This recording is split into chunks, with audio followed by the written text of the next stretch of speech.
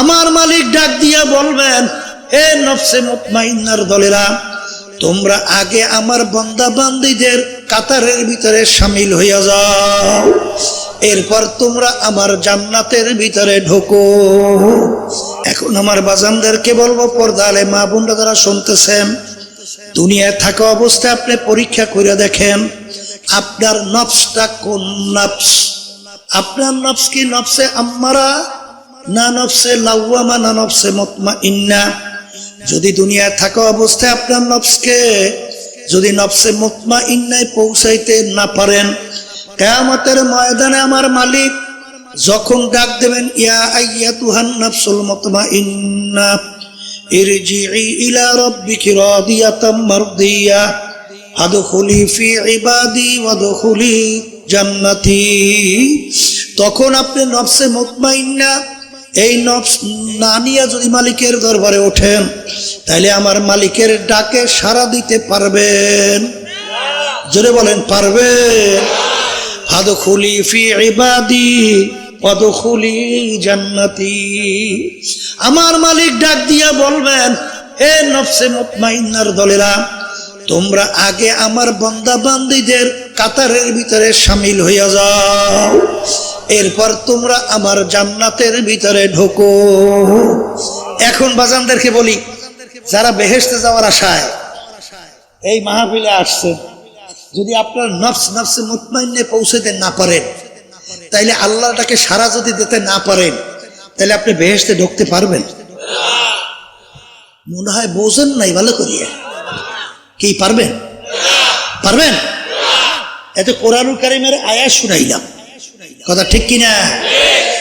এই নফসে মুতমাইন্নায় তোমার আমার নফসকে পৌঁছাবার জন্যই বাজান যুগে যুগে আল্লাহু আকবার, আল্লাহর হাবিব সাহাবায়ে কেরামদেরকে রেখে গেলেন, সাহাবায়ে কেরামরা তাবিঈনদেরকে রেখে গেলেন, তাবিঈনরা তাবিঈনদেরকে রেখে গেলেন, তাবিঈনদের সিলসিলাওয়ারি কিয়ামত পর্যন্ত হক্কানি উলামায়ে কেরাম, খাঁটি নায়েবে রাসূল, তারা তোমাকে আমাকে জাহান্নামের রাস্তার পথ থেকে জান্নাতের রাস্তায় কিভাবে যেতে পারবা, এই জন্য কোরআন এবং হাদিসের থেকে তোমার আমার জন্য বয়ান কইরা রাস্তা বাতায়।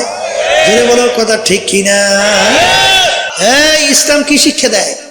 অনর্থক ভাবে একটা পিপিলিকাও কষ্ট দেওয়া যাবে না, এমনকি একটা গাছের পাতা অহেতুক প্রয়োজন ছাড়া ছেঁড়া যাবে না। অহেতুক গাছের পাতাটা ছিঁড়বা, গাছটা কষ্ট পায়। এই নীতি আদর্শ শিক্ষা দিয়েছে কে? আবার বলেন না। আর এক শ্রেণীর যারা বিদেশিদের কালচার, যারা বাস্তবায়ন করার জন্য পাগল হয়ে গেছে, উন্মাদ হয়ে গেছে, কোরামিন ইনজেকশন বোঝেন? শোনেন নাই? যখন ওইটা উস করে শরীর সাত করে গরম হয়ে যায়, কথা ঠিক না? ঠিক। ওই সাত হওয়া কি এটার ক্রিয়া? কথা বলেন না কেন? এটা তো ওটার ক্রিয়া না। এখন তো আসলে বাস্তবতা হলো, তোমার আমার মনদের নফস চায় এই চিত্ত বিনোদন, যুবকদের মন চায় মেয়েদের সঙ্গে আড্ডা মারা, এই মেয়েদের মন চায় যুবক ছেলেদের সঙ্গে আড্ডায় লিপ্ত হওয়া, গান বাজনা, বেহায়াপনা, অশ্লীলতা, চিত্ত বিনোদের ভিতরে লিপ্ত থাকা, 24 ঘন্টায় এর ভিতরে দিন রাত কাটানো। এবার বিভিন্ন ধরনের চিত্ত বিনোদনের চিত্র আছে না নাই? কিন্তু এর ক্রিয়া কিন্তু ভালো না। ক্রিয়া কিনা? আবার জোরে বলেন, ভালো না। এই জন্য আল্লাহ রাব্বুল আলামিন আপনাকে আমাকে দুনিয়াতে শান্তি, আখিরাতে মুক্তির লক্ষ্যে তিনি যে নীতি আদর্শ পাঠিয়েছেন, সেই নীতি আদর্শের নাম হলো ইসলাম। কথা বলেন না কেন? এই নীতি আদর্শ কি শিখায়? আপনারা দেখেছেন যে 2024 5ই আগস্ট যখন দেশের ভিতরে অভ্যুত্থান হলো, তখন দেখছেন যারা ইসলামী নীতি আদর্শ লালন করে, তখন আমরা কিন্তু এই সংখ্যালঘু হিন্দু সহ তাদের জানমাল, ইজ্জত এবং তাদের বিভিন্ন উপাসনালয়গুলো যেন কোনো ক্ষতিগ্রস্ত না হয়, ধ্বংস করতে না পারে। কারণ ওই যে ভারতের শকুন চক্ষু নিয়া আমাদের দেশের ভিতরে তাকাইয়া ছিল যে এই ইস্যুটাকে তারা সামনে নিয়ে আসবে আর আমাদের দেশকে অশান্তি করবে। কথা ঠিক না বে ঠিক? বিজাতিরা আমাদের দেশে মায়ের কোলের মতো আছে না? কথা বলেন না কেন? ইসলাম কি শিক্ষা দিয়েছে? ইসলামী রাষ্ট্র হলে তখন তোমাদের জান মালের নিরাপত্তা গুরুত্ব তোমাদের কাছে যেইভাবে, ঠিক অন্য জাতিদের জান মাল ইজ্জতের নিরাপত্তা তোমাদের কাছে হুবহু ওইভাবেই। কি জোরে বলেন? তখন দেখছেন আমরা করলাম, ওদের যেন কোনো ক্ষতি না হয়, দেশ কোনো ক্ষতি না হয়, ভারতের শগুন চক্ষুজন দেশে কোনো ধরনের অশান্তি তৈরি করতে না পারে, তখন এক শ্রেণীর কিন্তু নামছে সাদাবাজির জন্য। কথা বলে না? কির জন্য? সাদাবাজি, টেন্ডারবাজি। কথা বলে না? তখনও কিন্তু আমাদের ওই শব্দ কান থেকে যায় নাই। তখনও মা চিৎকার করে কাঁদতেছে যে কয়েকদিন পর্যন্ত আমার সন্তান আমাকে মা বলে ডাক দেয় না। এই কথা বলে মা আর জোরে জোরে চিৎকার মেরে কান্দে। কারণ যেই বাপ মায়ের সন্তান কুলহারা হয় সে বুঝে যে সন্তান হারার কত বড় কঠিন কষ্ট। এখন মা তো কাঁদতেছে, সন্তান আমাকে ডাক দেয় না, আর ওই নির্দয় পাষাণ অসত্য ওই মানুষগুলো তখন এদিকে খেয়াল না করে ওরা লিপ্ত হয়েছে চাঁদাবাজিতে। এই আমি মনে হয় ভুল বলছি। সারা দেশে আমি সফর করি, আমার আল্লাহর রহমতে আপনাদের সে কম জানা নাই, ভালোই জানা আছে। কথা বলে না? কি কথা ঠিক না? এই দেখেন, ওই ইসলামী নীতি আদর্শ যারা লালন করে না, ওদের কাছে কোনো মায়া আছে? কোনো দরদ আছে?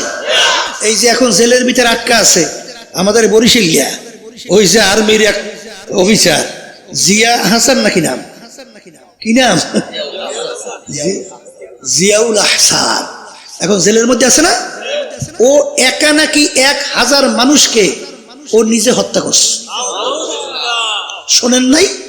তাও আবার পিস্তল একেবারে মাথার কাছে ঠেকাইয়া তারপর গুলি করত। যদি জিজ্ঞাসা করা হইতো ব্যাপার কি, তুমি পিস্তল মাথার কাছে নিয়ে গুলি করো কেন, করছো কেন?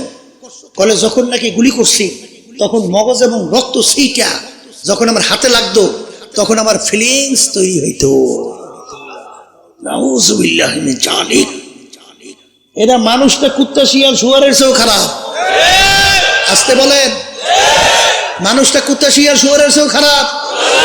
হ্যাঁ, আমি আমার বাজানদেরকে বলবো, এই যে ইসলাম শিক্ষা দিয়েছে, ইসলাম শিক্ষা দিয়েছে কি, যে একটা পিপিলিকার পর্যন্ত তার স্বাধীনতার নিশ্চয়তা। কথা ঠিক? ইসলাম কি শিক্ষা দেয় আপনারা জানেন? ওমর ফারুক রাদিয়াল্লাহু তাআলা আনহু যখন অর্ধেক দুনিয়ার মতো রাজত্ব করছিল, এই আল্লাহর বান্দারা, তার গোলামকে নিয়ে মরুভূমির ভিতরে যখন জনগণের হাল হকিকত দেখার জন্যে তিনি যখন চলছিলেন, তখন দেখে পাহাড়ের কিনারায় একটা ঘরের ভিতরে এই আগুন জ্বলতেছে আর বাচ্চাগুলো এই জোরে জোরে চিল্লাইতেছে। এইটা শোনার পরে আমির কাছে যাইয়া দেখে বাচ্চাগুলো চিল্লায়, বাহির থেকে বলতেছে ব্যাপার কি, বাচ্চাগুলো কেন কান্দে? তখন ভিতর থেকে উত্তর দেয়, বাচ্চাগুলো পেটের ক্ষুধায় সহ্য করতে না পাইরা গলা ফাটা চিৎকার করতেছে। বলে আগুন জ্বলে কিসে? কলে পাতিলের ভিতরে পানি দিয়া নিচ থেকে আগুন ধরাইয়া বাচ্চাদেরকে বুঝ দেওয়ার জন্য যে তোদের জন্য খাদ্য পাক হইতেছে, কিন্তু আসলে তো খাদ্য নাই। বাচ্চারা চিল্লাইতে চিল্লাইতে ঘুমাইয়া পড়বে, এই অপেক্ষায় আমি বাতি জ্বালাই অপেক্ষা করতেছি। তখন বলতেছে, আমি আমির ওমরকে ছাড়বো না কিয়ামতের ময়দানে, যে তার স্টেটের মধ্যে এরকম একটা অসহায় পরিবার না খাইয়া বাচ্চাগুলো কান্দে, কিয়ামতের ময়দানে ধরবো। তখন আমির কি বলতেছে, যে মাগো, এত বড় স্টেটের ভিতরে আমিরকে যদি না জানানো হয় তাহলে আমির জানবে কিভাবে? এই কথা বইলেই গোলাম নিয়া আমির চইলে গেছে বাইতুল মালের গোডাউন খুলছে, খুইলা নিজের হাতে বস্তার ভিতরে মাল ঢুকাইয়া গোলামকে বলতেছে, গোলাম এখন এই বস্তা আমার কান্দের ভিতরে উঠাইয়া দাও। আমিরুল মুমিনিন অর্ধেক দুনিয়ার রাজা, এখন তার কান্দের ভিতরে মাথার ভিতরে খাদ্যের বোঝা, এইটা কি গোলাম সহ্য করতে পারে? গোলাম বলে আমির কি বলতেছে? বলে কিয়ামতের ময়দানে আল্লাহর সামনে তুমি জবাব দেবা না আমি দেব? খাদ্য আমার কান্দে উঠাও। যখন খাদ্য কান্দে উঠিয়ে দিল, আমি নিজে মালটাই নিয়ে গেছে, নিয়ে নিজের হাতে পাক করছে। এবার বাচ্চাদেরকে খাওয়ার পাঠিয়ে দিল। বাচ্চাগুলো খাওয়ার পরে গোলাম নিয়ে আমি দূরে দাঁড়াইয়া এখন বাচ্চাগুলোর অবস্থান দেখতেছে।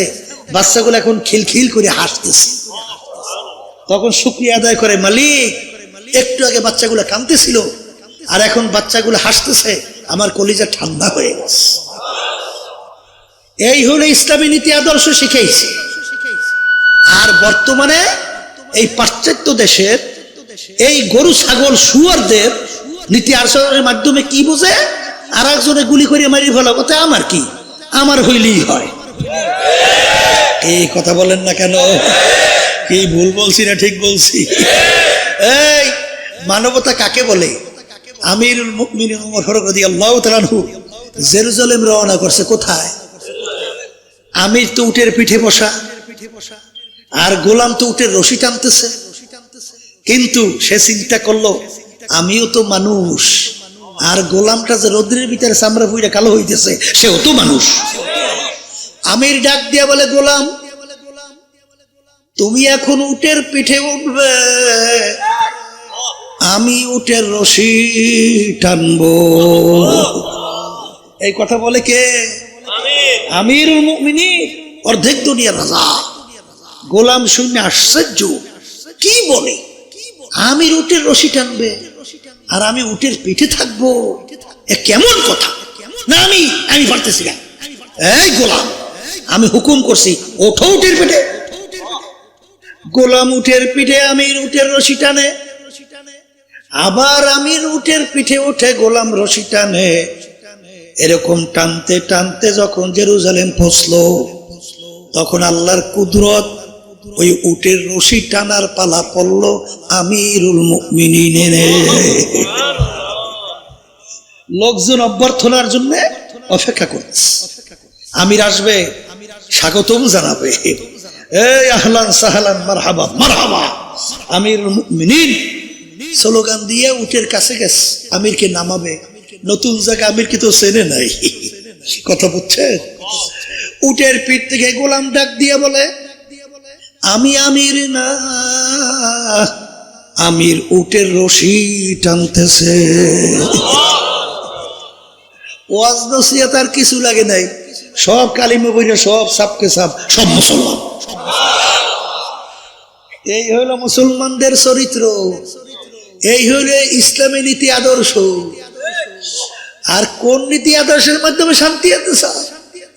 হ্যাঁ, যেই পাশ্চাত্য দেশগুলো ফিলিস্তিনি অসহায় মানুষদেরকে, আমার ছোট ছোট বাচ্চাদেরকে যেভাবে, আল্লাহু আকবার, এরকম একটা পিঁপড়া মারতেও তো মানুষ চিন্তা করে, আর আশরাফুল মাখলুকাত মানুষকে এইভাবে বোমার মাধ্যমে গুলি কইরা এরকম সাপ খান সাপ সব সাপ করে ফেলানো, এগুলো মানুষটা শুয়োরের চেয়েও খারাপ।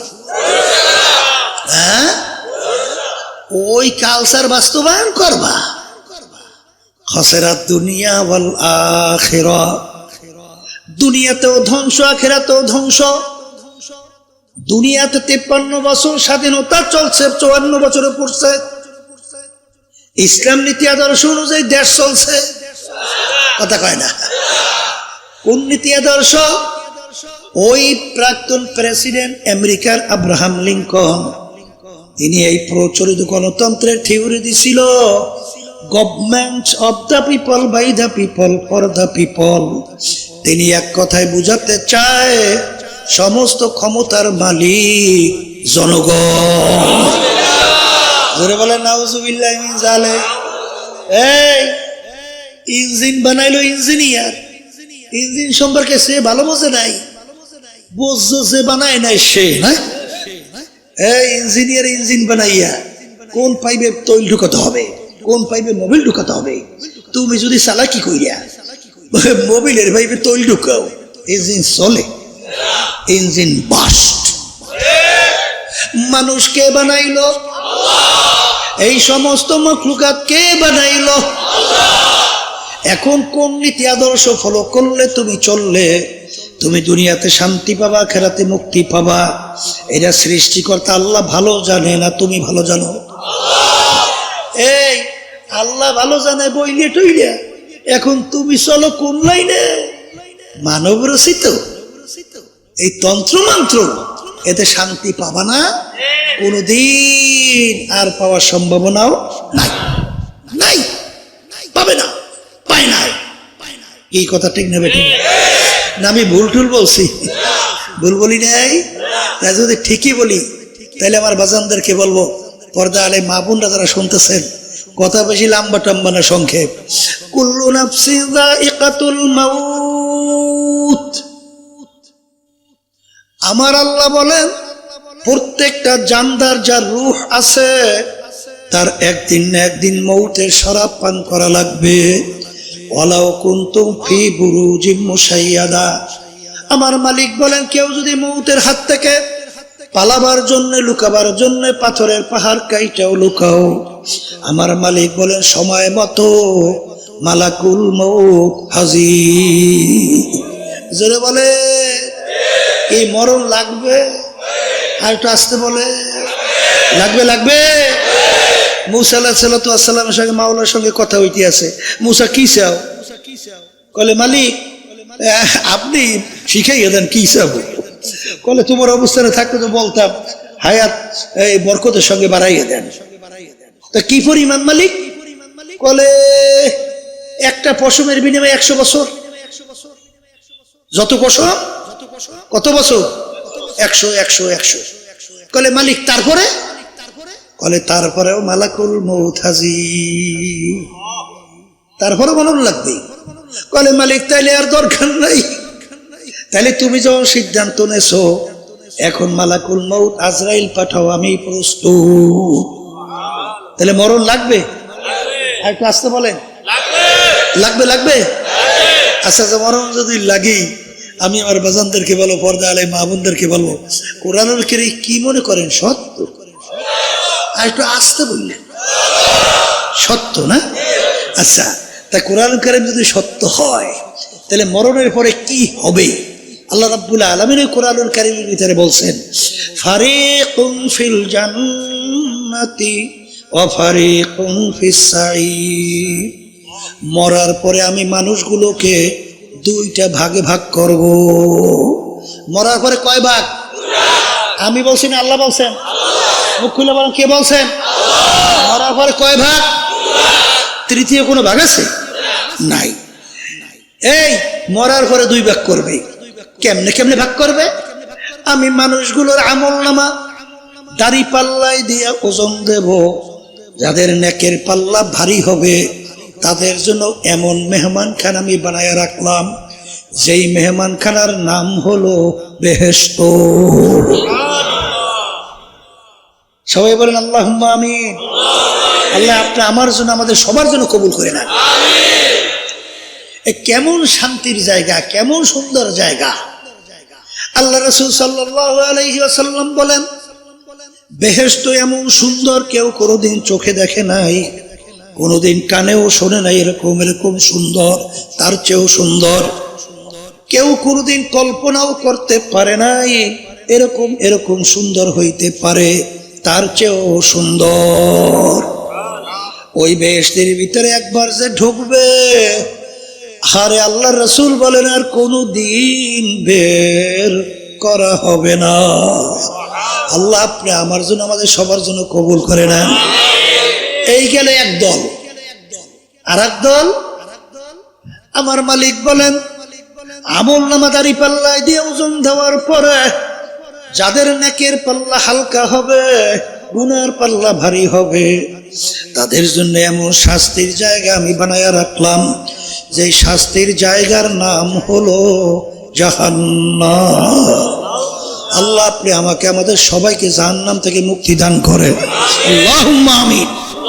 ওই জাহান্নাম কেমন ভয়াবহ, আল্লাহ রাসূল সাল্লাল্লাহু আলাইহি ওয়াসাল্লাম বলেন এত ভয়াবহ শাস্তি কেউ কোনোদিন দেখে নাই, কোনোদিন কানেও শোনে নাই, কেউ কোনোদিন কল্পনাও করতে পারে নাই, তার চেয়েও কঠিন। কথা ঠিক না বে ঠিক? এই কয় দল হইল? আবার কন, একদল জান্নাতি আর একদল জাহান্নামী। কথা ঠিক কিনা? আবার জান্নাত জাহান্নাম বুঝে লইয়েন, দোয়ার ভিতরে আবার সমস্যা কইলেন না। এই শোনেন নাই, আওয়ামী লীগের সময় এক মন্ত্রী দোয়া করতে আছে, শুনছিলেন? আল্লাহ আমার নেতা বঙ্গবন্ধুর জন্য জাহান্নামের মধ্যে একটা উঁচু স্থান সম্মানিত দান কইল। শুনছিলেন? শুনছিলেন না? এই ওই ঢাকার এক বড় নেতা বুঝছেন, সে বলছিল আমার বাপের জানাজা নামাজ টামাজ হুজুরকে পড়ান লাগবে না, ও আমরাই পড়াইতে পারি। মাশাআল্লাহ, ছেলে যদি বাপের জানাজা নামাজ পড়ায় খুশির কথাই তো, কিন্তু কেমন পড়াবা? ওই আবার ওই রকম দোয়া টোয়া করিয়ে বসবে নাকি যে আল্লাহ জাহান্নামের মধ্যে একটা সম্মানিত উঁচু স্থান দান করিয়েন? জান্নাত কোনটা জাহান্নাম কোনটা এইটাই বোঝে না। ও যে ওর বাপের জানাজা নামাজ পড়াইতে, হ্যাঁ তো 100 আগে জাহান্নামে ফালাই গেল। কথা ঠিক না বে ঠিক? এই জন্য আবার বাজানদেরকে বলবো, পর্দা আলে মা বোনদেরকে বলবো, এই যে মাহফিল এখানে ব্যবস্থা করা হয়েছে, নেকের পাল্লা বাড়ি নিয়ে তারপর দুনিয়া থেকে বিদায় নিয়ে কবরে যাওয়ার আশায় না, আসতে বলে না। কথা বে ঠিক? ঠিক তো? এখন মুসলমান বলতেই নেকের পাল্লা ভারী কইরা গুনার পাল্লা হালকা নিয়া বেহেশতে যাইতে চায় না, না চায় না? চাওয়ার পরেও অনেকে পারে না, অনেকে আবার বলেন অনেকে পারে না। না পারার পিছনে কারণ টারণ নাই? আছে, আছে। বলে পিছনে শত্রু আছে। বলেন কি আছে? এই শত্রু চিহ্নিত করা লাগবে, শত্রু চিনতে হবে, শত্রু থেকে বাঁচতে হবে। কথা ঠিক? এই তাহলে এখন শত্রু চেনা লাগবে। বলে একটা শত্রুর নাম বলেন শয়তান। এক শত্রু কি? শয়তান। আর একটা শত্রু বলেন মানুষ শয়তান। বলেন আর একটা শত্রু নফসে আম্মারা শয়তান। এই কথা বুঝছেন না বোঝেন নাই? আমি বলিনি, আল্লাহ বলছেন সূরায়ে কোরআনুল কারীমের শেষ সূরায় আল্লাহ কি বলছেন? আল্লাযী ইউওয়াসউইসু ফি সুদুরিন নাস মিনাল জিন্নাতি ওয়ান নাস। এখানে পাইছেন দুই ধরনের শত্রু, একটা পাইছেন জিন শয়তান আর একটা পাইছেন মানুষ শয়তান। কথা ঠিক? আর এক জায়গায় কোরআনুল কারীমে আয়াতে আল্লাহ রাব্বুল বলেছেন নফসে আম্মারা। একটা শত্রুর নাম কি? এখন এই শত্রু থেকে বাঁচতে হবে না? আল্লাহ রাব্বুল আলামিন শয়তান সম্পর্কে বলছেন ইন্না শাইতানা লাকুম আদুউন ফাত্তাখিজুহু আদুওয়া। শয়তান তোমাদের জাহের বাহের প্রকাশ্যে শত্রু। কে বলছেন? আবার জোরে কোন। এখন এই শয়তানের ধোঁকার থেকে কি করতে হবে? বলেন বাঁচতে হবে। এখন বাজানদেরকে বলি, শয়তান কোন জায়গায় থাকে তা জানেন? বলেন প্রত্যেকটা মানুষের কলবের মধ্যে। বলেন বলেন বলেন বলেন বলেন বলেন, মুখ খুললে বলেন কোথায় থাকে? আমি বলছি না, আল্লাহ রসুল বলেন। আল্লাহ রসুল কি বলছেন? আশ-শায়তানু জাসিমুন আলা কলবি বানি আদম ফাইদা যাকারাল্লাহ খানাসা ওয়া ইযা গাফালা ওয়াসওয়াসা। প্রত্যেকটা বনি আদমের কলবের ভিতরে শয়তান মজবুত হইয়া বইসা বান্দা বান্দাকে ওয়াসওয়াসা দেয়, গুনার ভিতরে লিপ্ত করায়। কথা ঠিক? এখন এই শয়তানের ধোঁকা থেকে বাঁচবেন কিভাবে? আল্লাহ রাসূল সাল্লাল্লাহু আলাইহি ওয়াসাল্লাম বলেন, যেই আল্লাহর বান্দা বান্দি আল্লাহর জিকির করে ওই জাকিরিনের কলবের ভিতরে শয়তান থাকতে পারে না। তাহলে আল্লাহর জিকিরের মধ্যে কলব থেকে শয়তান কি হয়? আবার জোরে বলেন। পাইলাম। মানুষ শয়তান থেকে বাঁচবেন কেমনে? মানুষ শয়তান আপনার স্ত্রী হইতে পারে, আপনার বাপু হইতে পারে, আপনার বন্ধু হইতে পারে, আপনার দলের নেতা নেত্রী হইতে পারে, আপনার এমনকি পড়শিরাও হইতে পারে, আত্মীয় স্বজন হইতে পারে। বলে হুজুর তা কেমন? এক কথায় যে আপনাকে গুনার ব্যাপারে উদ্বুদ্ধ করে, সে যে হোক সে হলো মানুষ শয়তান। এক শ্রেণী আত্মীয় স্বজন দেখবেন, তারা কিন্তু এই মানব রচিত কুফরি তন্ত্রমন্ত্র দল, তাদের সঙ্গে জড়াবার জন্য আপনাকে চেষ্টা করে।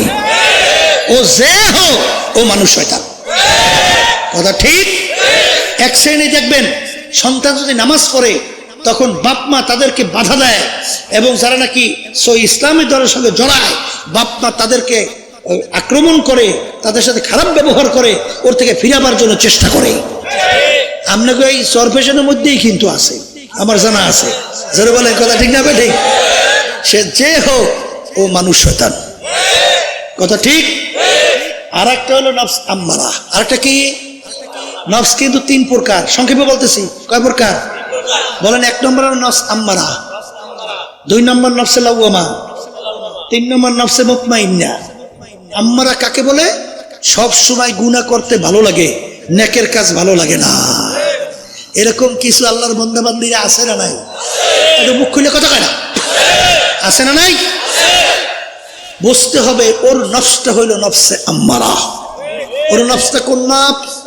আবার কোন নফসে আম্মারা। দ্বিতীয় বলছি নফসে লাওয়ামা। লাওয়ামা কাকে বলে? এই জিকির আজকারের মাধ্যমে, মুজাহাদার মাধ্যমে ওই নফস পরিবর্তন হইয়া এক পর্যায়ে নফসটা নফসে লাওয়ামায় পরিণত হয়ে যায়। নফসে লাওয়ামা কাকে বলে?